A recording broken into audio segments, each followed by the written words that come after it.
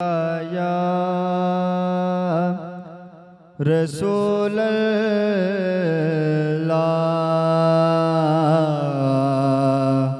वसल्लम अलैका या हबीब अल्लाह। जो उनके जिक्र की महफिल सजाए बैठे हैं, जो उनके जिक्र की महफिल सजाए बैठे हैं, दिलों को अपने मदीना बनाए बैठे हैं, दिलों को अपने मदीना बनाए बैठे हैं। चमक रही हैं जबीनें तेरे फकीरों की,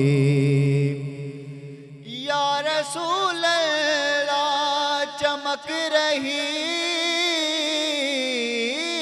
हैं जबीनें तेरे फकीरों की,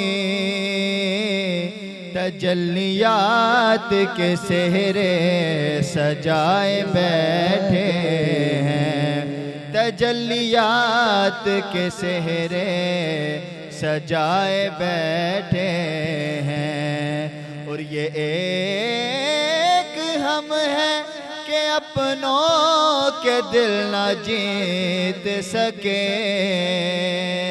वो दुश्मनों को भी अपना बनाए बैठे हैं। और नसीर